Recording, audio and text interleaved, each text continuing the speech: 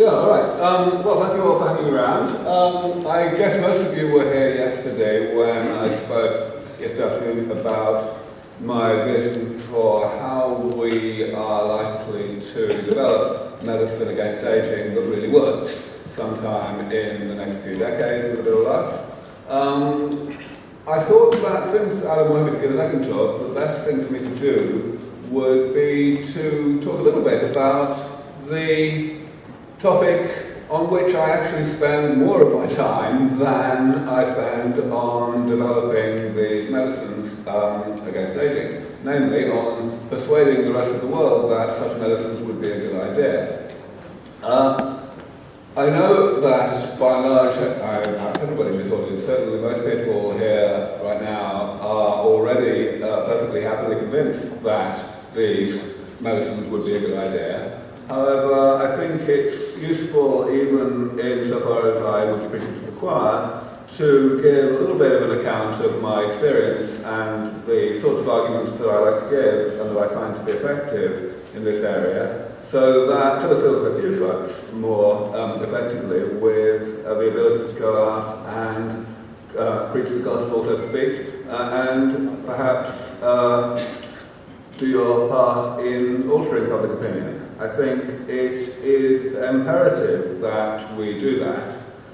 Firstly, because that will hasten the development of these therapies by increasing funding for them, and I can certainly tell you from my position at the coalface of getting these therapies implemented that shortage of funding is slowing things down very considerably at the moment. And secondly, because the more people think about these things properly and rationally, the less turbulent the transition into a post-aging world is going to be. The fact is, when these technologies come along, or even when they become widely anticipated, it's going to be quite exciting, so to speak. I think the Industrial Revolution will pale into insignificance in terms of the alterations in people's attitudes, people's priorities, people's way of doing things. And if we are able, as a society, especially policymakers and opinion formers, to engage in some reasonably effective and well thought out forward planning before that point, then we will benefit greatly, in my view. So, here goes. First of all, I'm going to spend just a few minutes recapping some of the things I said yesterday, because I think we've got to put all of this in context, and also I guess maybe a few people here who didn't see my talk yesterday. First of all, I want to explain why I believe that this is humanity's biggest problem, and it simply comes down to numbers. The fact that 2/3 of all deaths worldwide are due to aging, and indeed 90% of all deaths in the industrialized world are due to aging. In other words, these causes that predominantly affect people who were born a long time ago. Whether this is a bad thing or not is really what I'm going to be talking about. And, I wish I could just stop here. I wish I could say, it just comes down to the fact that aging causes suffering. Because, it doesn't matter whether you have the specific diseases of old age when you get older or whether you just gradually go downhill. The fact is, it's not a lot of fun. Unfortunately, that doesn't seem to be enough for most people. I talked yesterday, of course, a good deal about the nuts and bolts of how we expect, or how I expect to see the development of medicines that really work against aging, essentially the application of regenerative medicine, repair and maintenance technologies that periodically eliminate the accumulating damage of aging so that it never reaches the level of abundance that causes pathologies. And I talked also yesterday about the fact that even though these initial technologies that I think we have a respectable chance of developing within the next couple of decades will not be perfect, and will probably only give about 30 years of additional healthy life to those who receive them, nevertheless, because those therapies will be applied to people who are already in middle age and will actually turn back the clock rather than just slowing it down, we have the rather useful feature that this buys enough time to improve the therapies and thereby rejuvenate people better the second time than the first time. And I introduced the topic of longevity escape velocity, the minimum rate at which we have to implement those improvements to the comprehensiveness of these technologies in order that we can stay one step ahead of the problem indefinitely and ensure that people do not suffer the diseases and disabilities and consequent likelihood of death associated with aging, however long they live. I talked about why this is realistic, that even if we make very, very, very pessimistic assumptions as to the rate at which we will improve that comprehensiveness, once we achieve that first breakthrough, getting the first few decades of extra life, even if we're really pessimistic, we still get this concept of longevity escape velocity, where aging is avoided indefinitely. And I concluded by telling you what that meant in terms of longevity. The first person to live to 150 is, in my view, very probably already alive, might very well be as old as 50 or 60, because that person will simply benefit from the therapies that are able to add 30 years to extra life. And I think those therapies have a respectable chance of coming along within the next 25 years. However, once that has occurred, we will have done the hard part, and therefore people who can live indefinitely, and 40-year lifespans are perfectly realistic in that circumstance, is probably only slightly younger. So that was the conclusion of yesterday. So now, let's move on to the topic of today. The reactions that I receive from the general public, and from policymakers and opinion formers and so on, and even from biologists, when I talk about this, tend to be of the nature that I described here. People say, well, I wouldn't spend all this time being old and frail and miserable. And they'll say they wouldn't want to live a long time even if they were healthy. And they'll raise various sociological objections, like the possibility of overpopulation, or inequality of access to these technologies, or dictators living forever, or difficulty paying the pensions, or whatever. And finally, they'll say things that essentially exhibit selfishness. They'll essentially say, well, it won't be in time for me, so I don't really care very much. And I'm going to address each of these things briefly. I'm going to start with this one.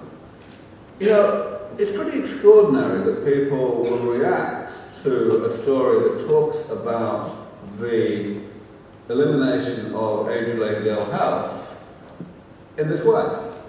It's as if they just weren't listening, right? I mean, it's not as if I'm the first person to come along and say the message that I have here, right? That it's all about health, and that any longevity benefits that might result are a side benefit. That's what gerontologists have been saying since the dawn of gerontology, you know, since World War II. It's completely extraordinary that people continue not to get that message and to make what sociologists have started to call the Tithonus error, which is named after a Greek myth, actually. My view is that the only way that this can possibly be explained is that people are willfully letting this what scientists are saying on this matter go in one ear and out the other. And I'll come back to why they would be so desperate to do that and not to get this message later on in the talk. People will say this, they really will say, well, okay, even if I stay healthy, even if I accept this supposed story that we're going to be able to postpone age-related ill health indefinitely, and that's why we're going to get this longevity, it doesn't sound like much fun living such a long time. Well, people will really say this. But, you know, we've got to get pretty good at pointing out, in perhaps a gentle but nevertheless firm manner, how ridiculous such an attitude actually is. Yesterday I made fun of it in a somewhat more flippant manner. I said that having an opinion about how long you want to live is like having an opinion about what time you want to go to the toilet a week from now. It's something on which it's ridiculous to have an opinion because you know you're going to have better information on the topic nearer the time. It's just the same. But another, perhaps slightly less pugnacious way of saying the same thing is what I've written up here. If we go back, and this is really the message here, it's always worth going back again and again and again to the fact that this is all about keeping people healthy and that longevity is a side effect. If we go back to that, then we can ask these questions. We can say, well, okay, do you actually want to get sick anytime soon? And people will generally be fairly happy to agree that they do not want to get sick anytime soon. But then you can say, well, hang on, do you foresee any time in the future when you will want to get sick soon? You know, I mean that, you know. And once you can understand, and people sort of understand that, you know, it's rather like being a different person. You know, I believe that tomato ketchup is the work of the devil, and I very much expect that I always will hate tomato ketchup, right? You know, I would be a different person if I wanted to get sick sometime soon. And so people will generally accept this. And then we say, you know, okay, suppose you don't want to get sick, would you like to die sometime soon, even though you're not sick? You know, would you like to get hit by a truck sometime soon? People will generally accept that they don't want that to happen either. And then, of course, you can ask the same question again. You can say, do you foresee a time when you will want to get hit by a truck?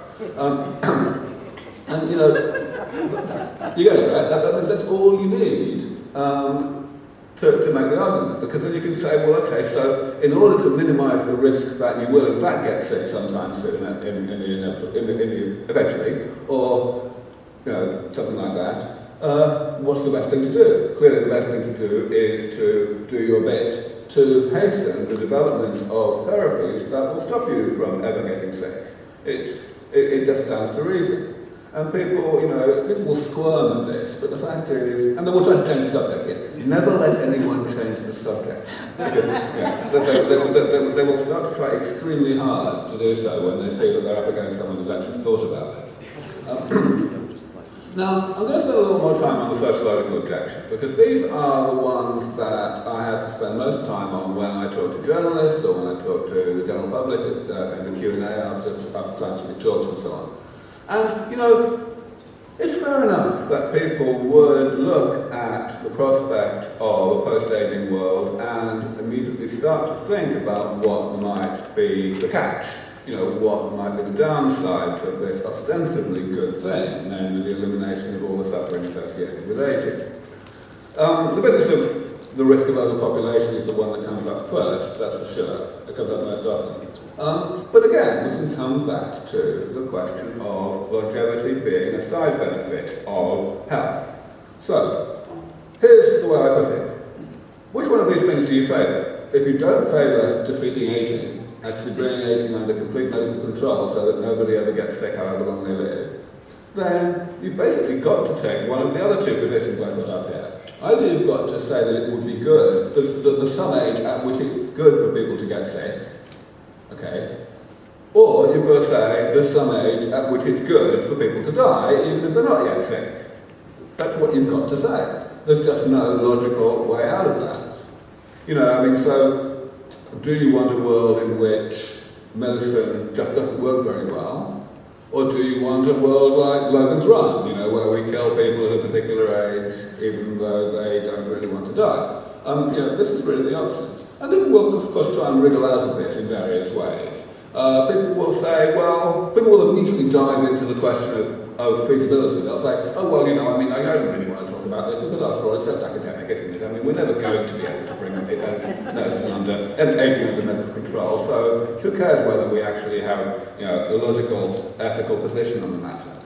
And this is actually a really important thing to grab by the jugular as soon as it happens. People will do this. They will implicitly take a position of, listen, I refuse to think seriously and talk seriously about the question of whether it would be a good idea to defeat aging, because it's obviously never going to happen. And at the same time, the same people will equally strongly take the implicit position that, well, I don't really think it's worth talking seriously about whether there is any prospect of defeating aging with medicine, because it's obviously a bad idea. In other words, you know, it's all just a circular, mutual catch-22. So it's worth spending quite a lot of time embarrassing people into actually separating these questions in their minds so that one can address them individually without this mutual, you know, obfuscation that happens otherwise. Another thing is, you know, finessing the concept of being sick. People are terribly fond of the idea of being healthy for one's age, whatever the hell that means. You know, I mean, sure, there are some 90-year-olds who are much better off health-wise than others.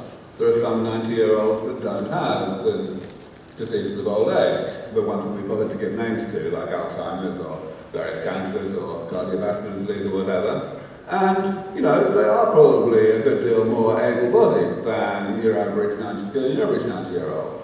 And it's reasonable for medicine to aspire to a world in which people don't get as sick as the average 90-year-old is today, and instead they only get as sick as 90-year-olds like that. But they're still sick, just because we haven't given names to the problems that these people have got. The fact is that their function has diminished. They can no longer keep up with their granddaughters on the dance floor. This is just how it is, and it's not much fun being like that. So we cannot let people get away with finessing the definition of what it is to be sick. The fact is, loss of function is loss of function. So once we've got through those two wriggles, we can go on. Actually, how much do I do here? I can't remember. Oh yeah, that's right. Hang on a second.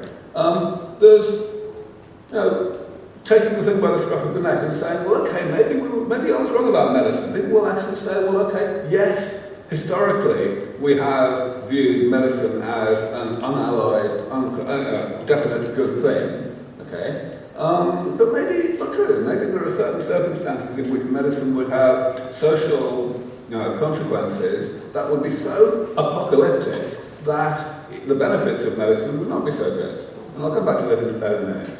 I've put up here for completeness the Logan's Run scenario, maybe saying, well, okay, maybe it's sometimes good for people actually to die even when they're healthy.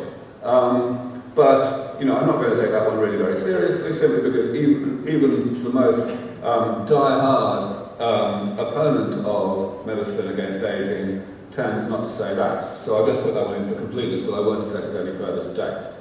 I'm going to talk about this one a little bit more. The idea of something being impossible, but who cares? And you don't have to read all this, of course, but I've just put some quotes up here from really rather acrimonious exchange of views that took place several years ago now in the academic literature between me and a bunch of my more vocal critics within gerontology, many of whom, I'm pleased to say, have now very much come around to the appreciation that the thing I've been saying for the past decade is actually perfectly reasonable. But yes, there was a great deal of opposition and, well, I would go so far as to say ridicule of the ideas I was putting forward back then. And I had to work quite hard to educate my critics and indeed neutral experts on the matter. The question has to be, you know, why did I have to work so hard? What can be so, you know, so threatening about a new idea in science or in technology? It seems like, you know, that's obviously always a good thing to have new suggestions for ways to improve quality of life of humanity. Ultimately, it comes down to this. It comes down to the fact that, first of all, scientists tend not to know very much about areas outside their own expertise. Science is massively balkanised these days, simply because it has to be. There's not enough money to pay all the scientists to go around, and therefore people have to really focus on getting money from wherever they can for the things that they're already good at, rather than trying to embrace new areas of expertise. It's also worth bearing in mind that science is not some, you know, saintly discipline unlike any other in which vested interests are mysteriously absent. Scientists very much have vested interests too, and especially they have a vested interest in maintaining people's view of their omniscience, their, the idea that they actually know everything about anything that could possibly be relevant to their area, which they certainly don't. One thing that's also worth bearing in mind is that every scientist knows perfectly well that when you want to express a criticism of a scientific idea, you have to actually stick to expressing criticism of the idea, rather than criticism of the person who is propounding the idea. If you do the latter, that's called an ad hominem argument, and it's well known to be inadmissible, and you'll certainly see non-scientists using ad hominem arguments all the time, but when you see scientists doing it, you can be damn sure that there's something fishy going on, because scientists know that they shouldn't be doing it. So it's a sort of it's an explicit capitulation. It shows that they have nothing better. The big thing I want to say, however, the reason I've spent a few minutes on this, is that there's an enormous amount of damage done by this sort of thing.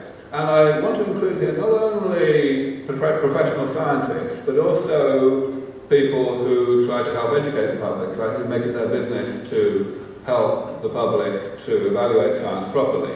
People who tend to call themselves skeptics, for example. People like Sam Harris or Daniel Daniel and so on, people like that. Some people are better than others at actually making sure that they're right before they start speaking out on these matters.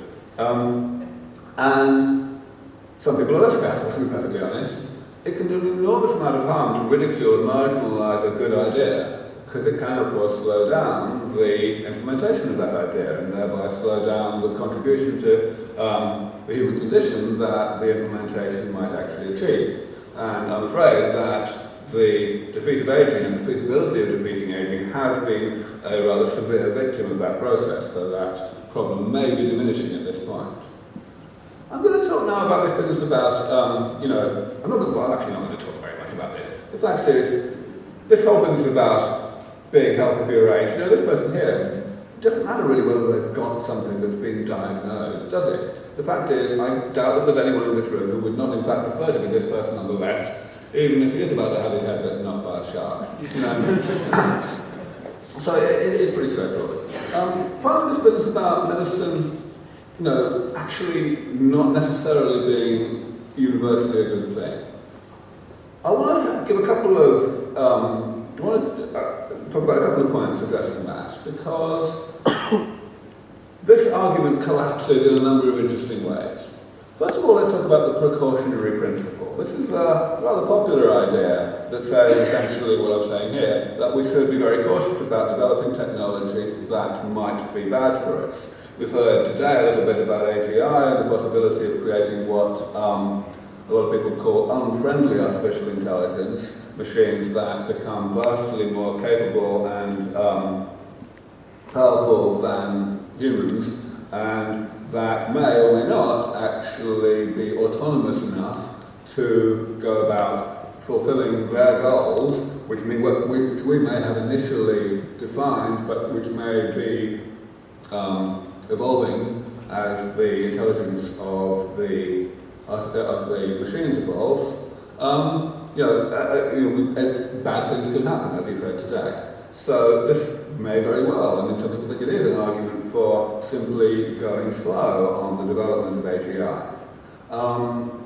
However, I think it is pretty difficult to use that argument as a way of opposing the development of therapy against aging, because an argument about the dangers of AGI is rather like an argument against the dangers of developing nuclear technology, which I think a lot of people would say we wish we hadn't, in that these technologies can allow small numbers of people to do, or small numbers of entities anyway, to do large amounts of harm, very large maybe, in a very short amount of time. Therapy against aging can't do that. They can only change the world very gradually. And that's a really, really big difference. I think we've also got to understand that the idea of technology being misused is equivalent. Right? The distinction I'm making there between the first and second items up there is, technology like AGI might destroy us without even being misused on purpose. It might just be, we might just have what people call a hard takeoff, where machines just get out of control on their own.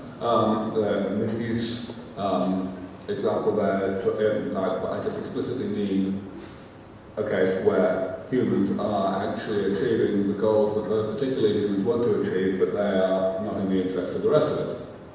However, we also need to look at the risks of not developing technology.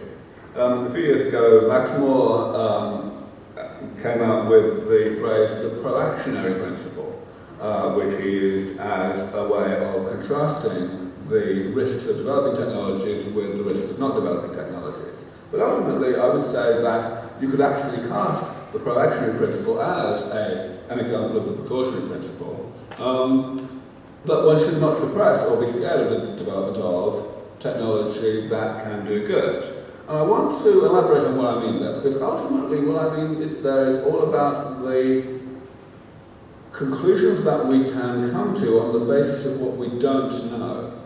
Normally we think, well, okay, if we're uncertain about some particular aspect of the future, then we should be more cautious about changing the future. But that's not really the right way to think about it. The way we should think about it is, if there's something we don't know about the future, let's look at what the worst case scenario would be in either case, neutrally, in the case where we've developed the technology and in the case where we haven't. Now, here are just a few things we don't know about the distant future. We don't know how many kids people are going to want to have on average. We don't know at what age they're going to want to have them. We don't know how other technologies, like nuclear fusion, for example, will alter the extent to which the average human being has a carbon footprint or other environmental impact, and therefore alter the carrying capacity of the planet. All of those things, of course, have an enormous impact on the severity of the question of overpopulation. They alter either the trajectory of how many people will be on the planet in any given year, or they alter the impact on the environment of a given number of people. And I've given one more thing at the bottom there, which I've mentioned because it doesn't necessarily apply, it doesn't necessarily have relevance to overpopulation, but it has relevance to other questions that come up when people are looking at the sociological impact of defeating aging. People say, well, how will we pay the pensions, or how will we make sure that people get paid equitably and people just don't stay in the same job for 500 years and this, that, and the other. The fact is, we don't know whether people are going to have jobs at all in the way that we know them today. We don't know whether automation, of the sort that, again, we've read about in other talks earlier today, will progress to the point where we no longer actually have these problems, because the prerequisites for the problems, the idea of having to work to actually feed yourself and so on, has gone away.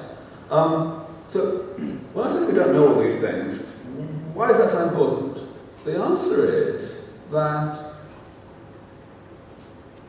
if we did not develop a given technology, in this case, technology to defeat aging, because we thought that we did know about the future, or we thought we knew what the future was likely to be like, and we were wrong, then humanity in the future is not going to be very happy with us.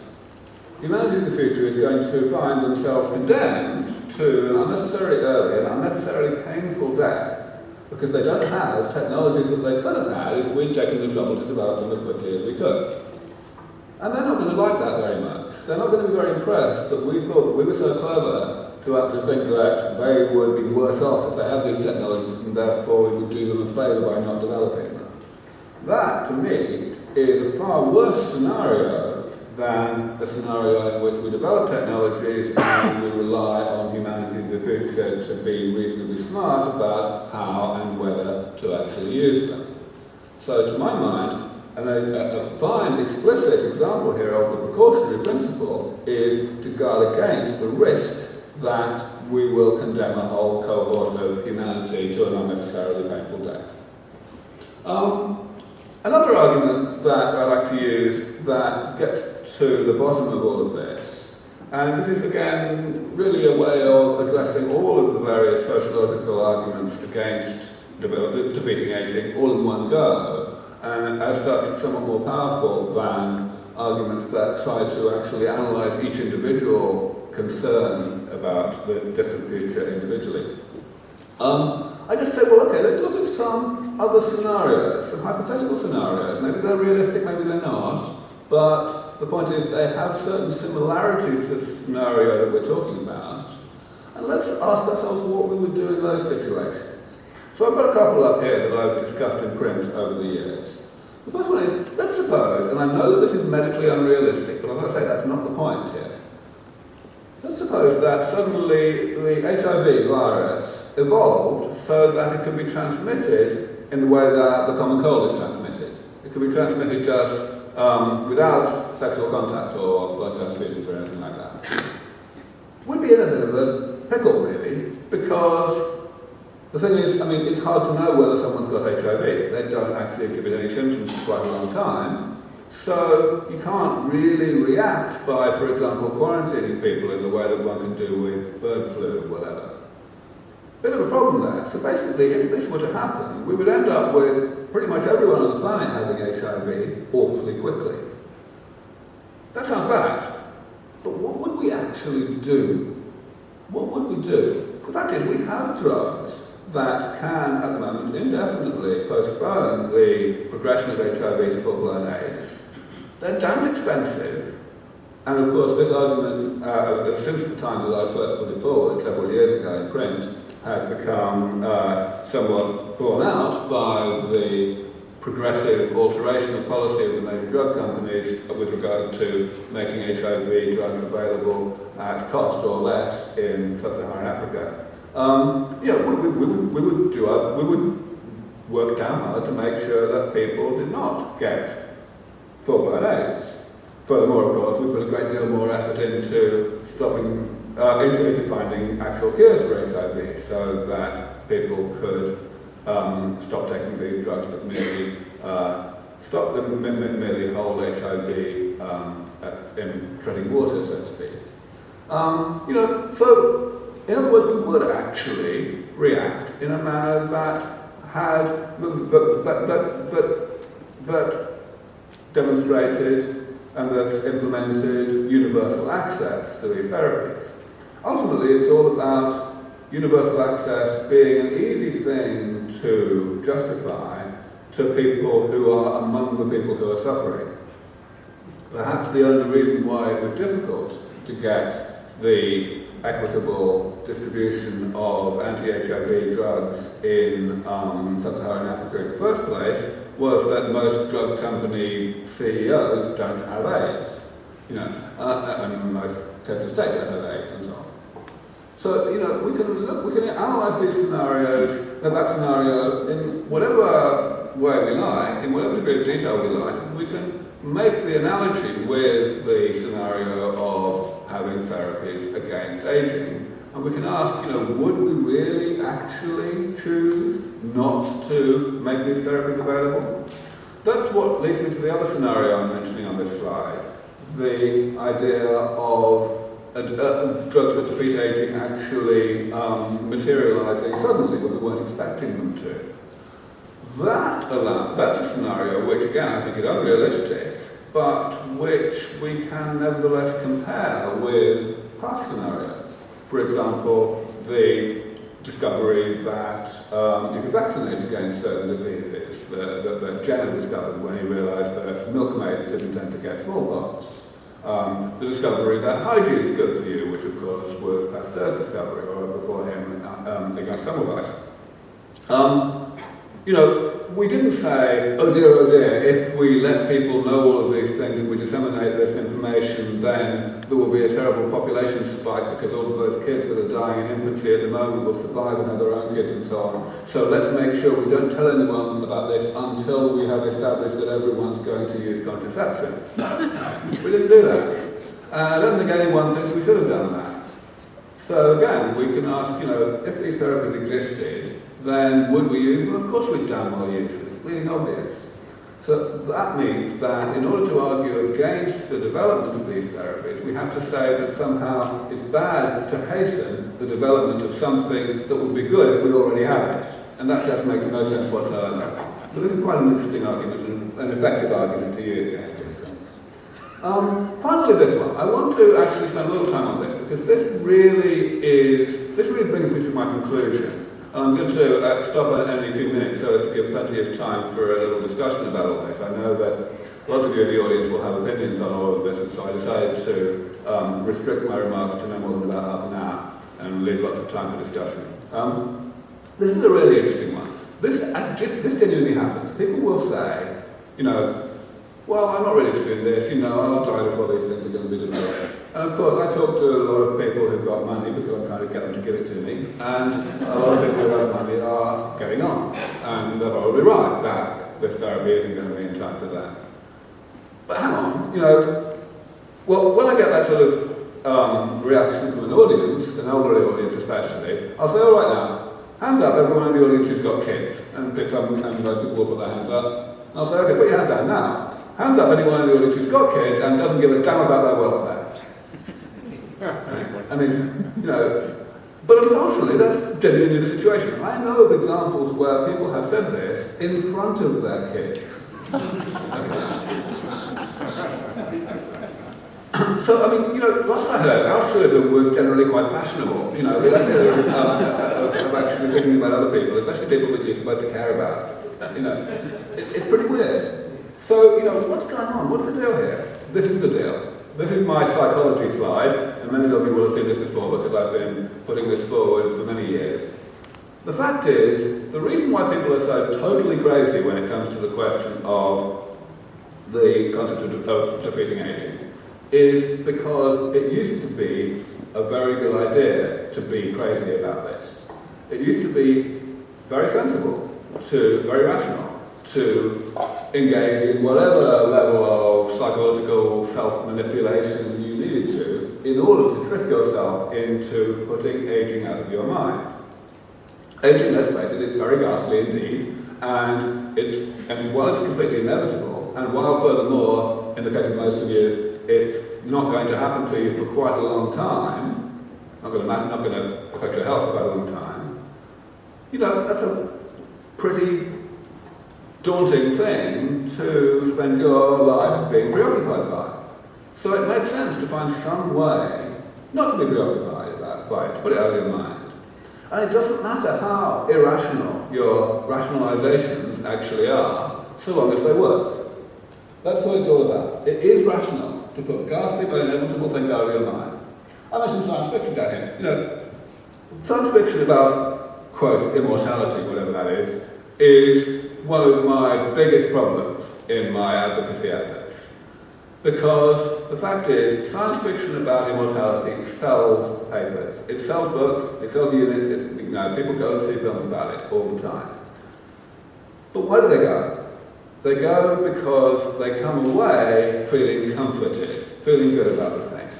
And what do they feel good about? They feel good about the fact that the storyline always has some feature of it that makes the defeat of aging a bad idea. The story will begin with a completely uncritical assertion that there's going to be a desperate overpopulation problem, for example. And everything else will be built on that, and by the time you've got to the end of the film, you've totally forgotten that that assertion was completely never justified. It's just that the world was horrible as a result. Now, the more that sort of thing happens, the more stories are written that encourage people to engage in, suspension of disbelief, which is of course what science fiction is all about. And people actually succeed in engaging in that suspension of disbelief, the more difficult it gets for those of us who want to actually get people to grow up and be rational about this, to make that happen. The more difficult it gets, because the more entrenched the pro-aging trance, as I have called it, eventually gets to be. So, of course, the whole thing only falls apart once this inevitability has become unclear. But as I explained yesterday, it certainly has become unclear. We are within striking distance of combating aging, and this pro-aging trance is now an immense part of the problem.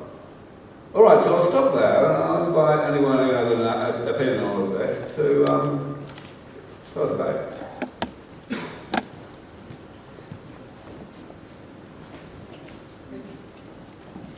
Hi, Aubrey. Thank you very, very much for your talk. You made it very clear that you shouldn't let people wiggle out of answering questions. Where do we put all the people? Well, as I say, we don't know whether we're going to have an overpopulation problem. So, people are only going to get older of 1 year per year, whatever happens. We're not going to have any 1,000-year-old people for another 900 years, whatever happens. Other technologies happen really quickly. Other sociological changes, not necessarily driven by technology, also happen really quickly by comparison with that. So this is why I put up those three just total examples of the things we don't know about the even relatively near-term future, like 50 years from now, let alone the distant future. Now, as you can see, those things profoundly affect the extent to which any defeat of aging would actually result in any kind of overpopulation issue. So this is what I'm saying. Maybe society in the future will find that it needs to impose some kind of restriction so that people have fewer kids than they would otherwise want to. Maybe it won't. But it's up to us to give humanity in the future the choice, because maybe we won't have the problem at all, and if they do have the problem, maybe they prefer to have the problem and solve it rather than have the problem that we have today. Simple as that. Hi, thanks for your talks. It's been really great. I was just wondering if you could give some cases of like the dumbest arguments you've heard against your project, or the funniest things that people have said, or anything like that. It's been a very, very long time since I've heard a question or a concern that I haven't heard before, so nothing's dumb or funny anymore, it's just tea. I'm just jaded, really.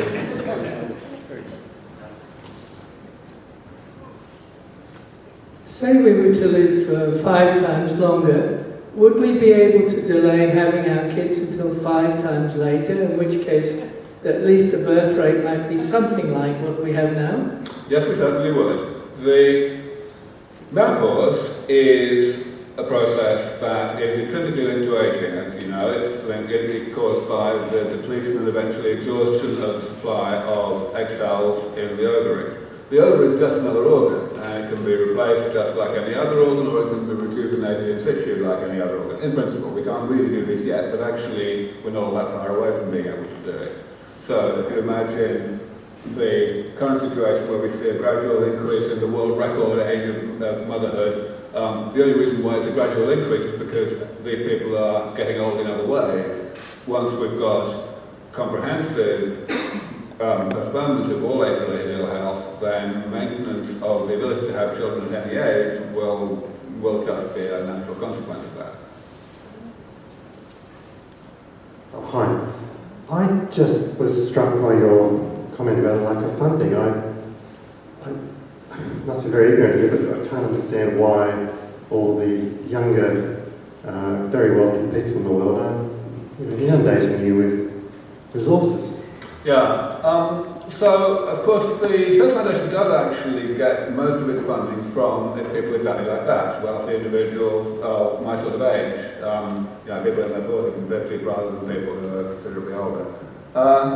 However, as you said, it is surprising that even only a small minority of such people are actually willing to chip in. And something that gives a little bit of insight into that is the fact that a number of even quite well-known billionaires of that sort of generation have expressed very clear and unequivocal verbal support for this mission, and yet still they don't put significant money in. Seems very curious, doesn't it? The only real explanation that I have for that is that these people have other concerns at the back of their minds that are among the irrationalities I described here, that hold them back. Now, in many cases, they may not actually hold any of these concerns themselves, but there may be people that, for whatever reason, they respect or they don't want to piss off, that do hold those concerns, and for whatever reason, the billionaire in question is not very good at expressing arguments to persuade such people of the invalidity of those things. Billionaires' wives are a terrible problem.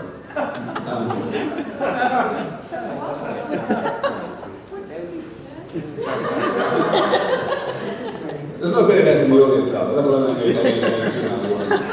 Is it possible that it's because the billionaires are a problem, the wives are a problem?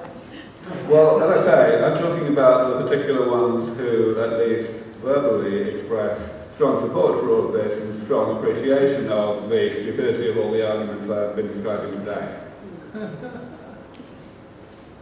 Thanks, Aubrey. We have a lot of citizen journalists these days, thanks to the internet. What role, if any, could you see citizen scientists playing in the future, and can we crowdsource intelligence? I think that the main way in which we are going to shift public opinion, whether it's among opinion formers, the media and so on, or whether it's among scientists in general, and thereby get this work done faster, is just by repeat advertising. Essentially by step, making it less and less scary to become in favour of this mission, and eventually making it more and more scary not to be.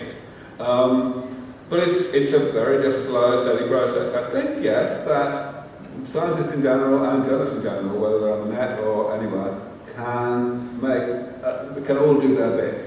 It's just really, it all adds up. Eventually, as more and more people in perhaps minor roles, whether in the media or in the scientific world, come on board, it becomes easier and easier for people in more major and more influential roles to come on board as well, and so on. Eventually it becomes impossible to get re-elected unless you're in favour of all of it.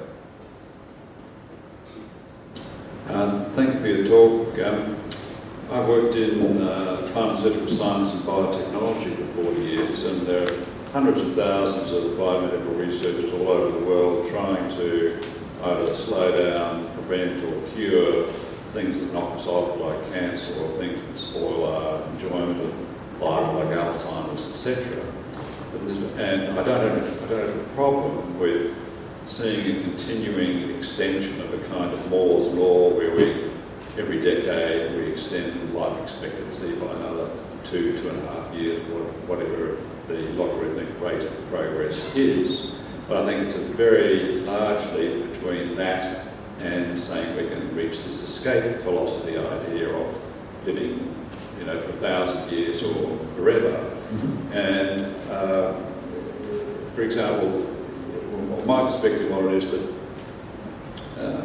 we're teeming with cells which are dying and being regenerated, at a colossal rate. Mm-hmm. For example, we generate 1 million new blood cells every second. Mm-hmm. And life is basically a balance between programmed cell death or apoptosis and uncontrolled growth, which is cancer. Mm-hmm. And we really are a homeostatic mechanism for a balance between everything dying too rapidly or everything getting out of control with growth and turning into cancer. There's a Melbourne-based scientist, she's no longer in Melbourne, who won the Nobel Prize in 2009, Margaret Blackburn, for Elizabeth Blackburn for her work on telomeres. And as you're aware, one of the basic problems of the idea of a very long lifespan is that you lose a little bit. You lose a little bit every time the cell divides. So my question really is, what evidence have you got that we're going to be able to, what scientific evidence is there that we can leap beyond knocking off things that kill us to actually preventing aging? Right, so 3 answers. First is, I guess you probably didn't see my talk yesterday. I went into the science of all of this in some detail, but of course even an hour is not nearly enough because one cannot realistically come to any degree of confidence in the plausibility of all of this without going into a great deal of detail. So the right place to go, if you don't have time to talk to me afterwards, is my book that I wrote about 5 years ago. It's called Ending Aging, and it goes into all these details. Of course, I've also published all the technical details of all this in the peer-reviewed scientific literature, so I can send you some reprints and so on if you want.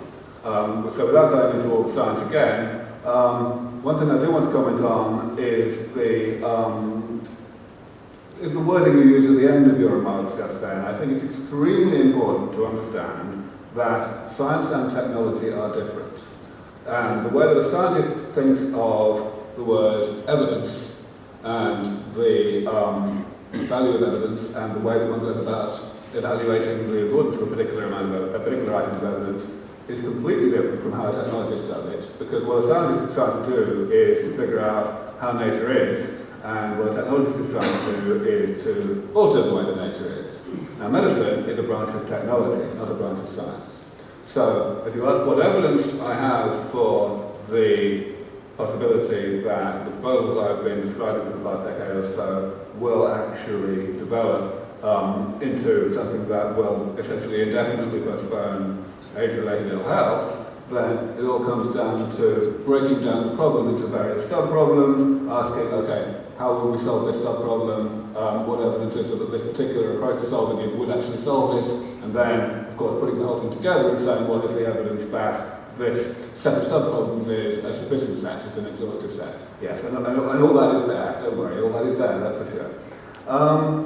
Final thing I want to say about all of this, I forgot, it was important as well.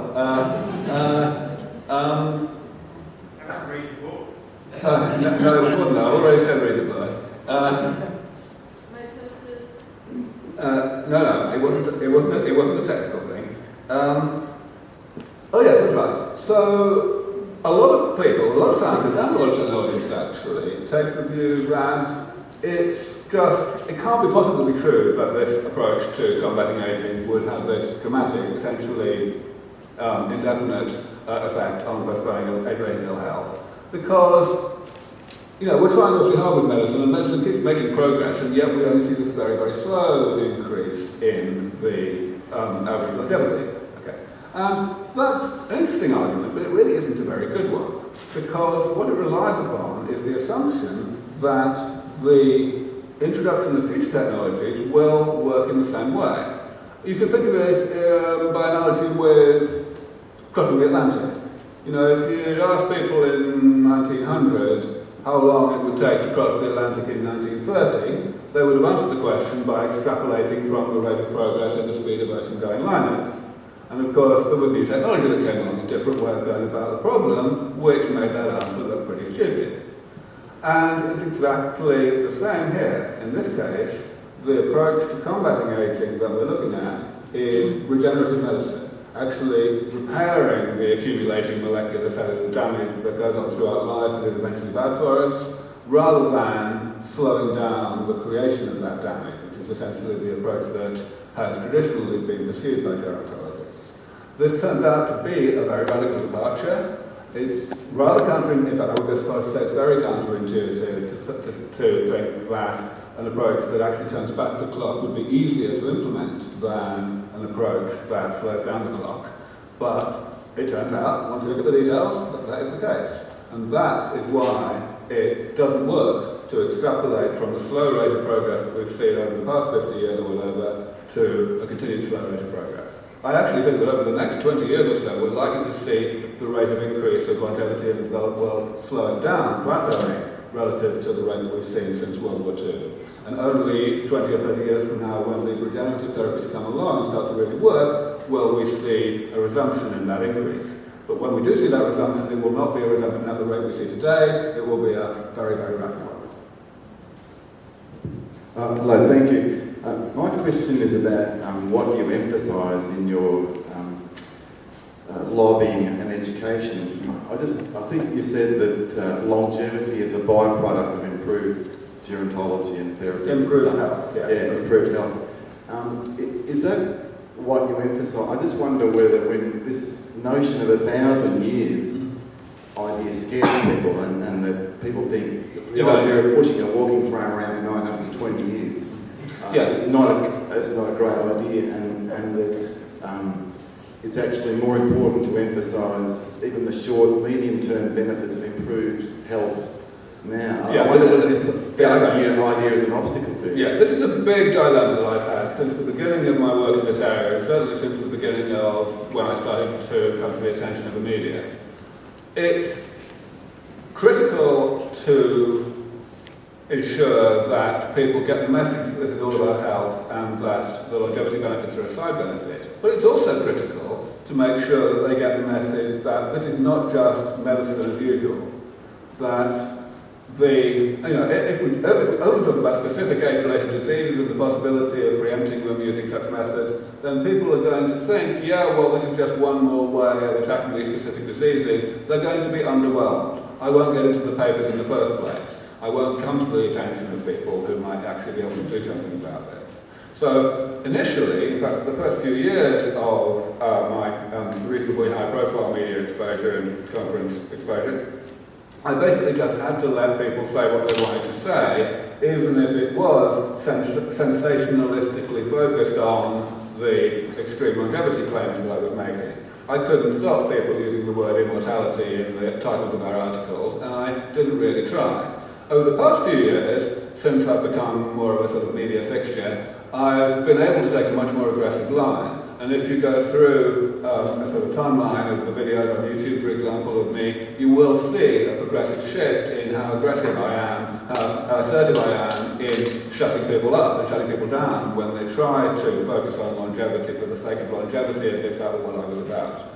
So it's easier now. it's got a lot easier now. And for all of you, if you talk about this and people talk to you and say, well, I wouldn't want to live forever or all that, you will now be able not only to say what I say, but also be able to say that I say what I say. And make sure, and be clear that this is not just you deviating from my party line or anything. Aubrey, given longevity escape velocity, would you also subscribe to a body escape velocity as well? In other words, instead of focusing on the health of the body with increasing age, we think about examining and interrogating the evolutionary architecture of the body. We don't accept the evolutionary sort of status quo, and we examine possibilities of redesigning the body altogether. I'm not talking about disembodied intelligence, but rather alternate embodiments that will kind of function and experience and operate more effectively in the world.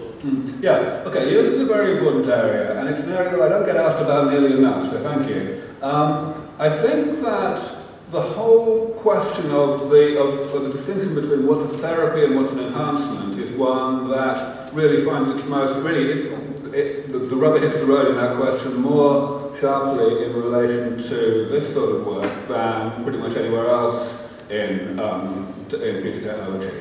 And it's something that I think, it does come up in conferences like this quite often, especially in ones that are more philosophically oriented. Personally, I think that it's, first of all, pretty much inevitable that these technologies, as we develop them, will give rise to similar technologies, consequent technologies that are going to be used in different ways, that would be unequivocally enhancements. In terms of whether that's a good thing, sure. I mean, I don't think there's anything really problematic about the concept of enhancements. People, of course, are terribly focused very often on the distinction between an enhancement that is inside the body and one that's outside. So, for example, people are quite surprised when one points out that spectacles are an enhancement. And they don't really think of them that way. They're perfectly happy with spectacles. But when they think about something like a cochlear implant, they don't quite think about it that way. And cochlear implants don't really, become much of a topic of conversation in terms of their merits at the moment, because they're used to take people who are profoundly deaf and give them some hearing. But as little as 5 years from now, I'm told, it's quite possible that we will have cochlear implants that give people better than normal hearing. And at that point, of course, they will become an enhancement. And you may get, people who, musicians, for example, actually having cochlear implants electively. In terms of more dramatic enhancements, people have been working for some time on redesigning the dorsal musculature so that people could actually have wings. And of course, that's a very long way away, but nevertheless, I can't really persuade myself that it's theoretically impossible. People would quite like to have gills so that they could swim underwater a long time. Personally, I don't like wearing clothes, and therefore I think it's a bit of a shame that people have such poor thermoregulation, so there's only a narrow range of temperatures within which they can be comfortable. And I'm sure that's something we can fix. So yeah, absolutely. I'm generally in favour of all of the obvious sorts of enhancements. Over here? Yes. Going back to one of the objections that you face, I wouldn't want to live forever. I feel like I haven't heard you address this in any of your presentations that I've seen. The question, which is foreign to pretty much everyone here, but the idea that people might, at some point in the future, genuinely no longer wish to live, even if they're healthy. And I'm just a bit puzzled as to why you haven't addressed this, because to me it's a really quite simple answer, which is that the obvious solution to that is suicide decided then, when you want it, and not worried about now. Okay, so I've sort of addressed that indirectly, and up to indirectly, so let me elaborate a little. The first thing is, yes, clearly one answer to the objection, well, I wouldn't want to live forever, is, well volunteered, be my guest. But I think that's too glib, for a couple of reasons. First of all, the fact is today, when people are suicidal, we try to change their minds. And we don't decide whether or not to try to change their minds on the basis of how long ago they were born. As far as we're concerned, it's only how healthy people are that in any way impacts our view of the merits of suicide, or euthanasia for that matter. So if they're healthy, then we definitely try to change their minds. So, a retort to that good answer, well volunteered, is, well, hang on, maybe you won't let me refuse the therapies. Because we may well not really, we may quite strongly coerce people into having the therapies because we think it's going to be good for them and they're going to, be able to see the light and get the most out of what life has to offer. Also, the big thing is that I try to emphasise in my remarks today is it's all about not knowing what's going to happen. Forward planning is about working today to hedge your bets for what you don't know about the future. So people may say, well, I may want to die. I may actually want to die sometime in the distant future, even if I'm still healthy. Now, we could say, well, volunteer, but we could also say, yeah, but maybe you won't want to. So how are we going to make sure that we can hedge your bets so that you don't have to die if you don't want to? That's all, really. It's all about focusing on the value of uncertainty and what we can infer from that uncertainty. Hello, Aubrey. Let's move to a place where exponential invention happens, where we've got all of these technologies coming together, the medical systems to keep us healthy are there. What do you anticipate, and this is looking to the future, as being the ethical and the policy-bound restrictions that stop people from being able to access that? How can we work towards mitigating the risk that someone will just say, well, no, we're just not going to go there? I'm not entirely sure I heard the question. Are you talking about the risk of only some people being able to actually benefit from these therapies? No, I'm not. I'm talking about we're very close to breakthroughs in all areas. It's all looking good. And then policymakers and public opinion ethics converge in a negative manner to try to prevent the enhancement being done. And how do we work towards what do you foresee as being at that point? I mean, yes, it's one of those things you can't foresee, but you can somewhat see that there would be ethical and policy-bound naysayers. So the concern that you're talking about then is that when these therapies become widely anticipated, there will be a public policy and public opinion backlash, maybe, where people are saying, well, okay, we still don't want these therapies, even though we may be having very soon. I think. Yeah, that's right. I don't think that's a realistic scenario. Basically, my view is that once the progress that we're making in the laboratory in mice has reached a sufficiently impressive state such that it becomes clear to specialists worldwide, to specialists in general, not just me, that it's only a matter of time before these therapies become available to humans, then then game over. People are just going to abandon this pro-aging chance completely and start being rational about all of this. The only reason that people are clinging to the views that aging is bad, it's good for you, and that not having aging is bad, is because they can't yet bring themselves to believe that it's going to be in time for them, and therefore they're trying to put it out of their minds and hedge their bets, psychologically, so to speak. Now, of course, on the one hand, that's good. It means that we don't have to worry about, I would say anyway, the possibility of any kind of resistance from anybody at that point. And therefore the focus has to be now on hastening the speed at which we reach that threshold of credibility for this work, before which we do have this pro-aging chance problem.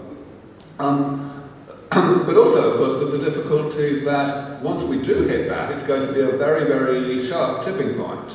That's when there's going to be the real pandemonium, not when the therapies arrive, but when they become widely anticipated. So it means that the imperative to engage in all of this forward planning, and I don't just mean us or professional futurists, I mean actual policymakers and opinion formers, to actually have a sense of proportion about what's going to happen, that imperative is that much greater because the point at which that forward planning is going to have its value is that much sooner. Thanks for your talk, Aubrey. You just touched on a little bit of the question. We've had the question, what can an individual do? If we go to the other end of the scale, governments can put provide rails for your work or put barriers in their way. What's the best role for an enlightened legislature? Well, I don't think there's really any such thing as enlightened legislation. The fact is, you know, politicians, we pay politicians to make most of our decisions for us. And the reason they take the job is because they like making our decisions for us. Which means that ultimately, you know, politicians are about getting re-elected. And therefore public policy ultimately almost always follows public opinion rather than leading public opinion. So this is what I mean by I don't know if I think it's enlightened legislature, but maybe the occasional politician who might see some personal, you know, electoral value in supporting an as yet unpopular visionary cause, but those situations are few and far between. And at the moment, it would be electorally counterproductive for pretty much any politician in any democracy in the world to actually go out on a platform of defeating ageing, because the pro-aging stance is simply too entrenched among the electorate. So I think we have to start by turning over the public, and that will lead very rapidly to a transition in public policy. Then the question is, how do we turn the public over? The answer is, turn the opinion poll form is over. Once we've got Oprah Winfrey on board, game over. Job done.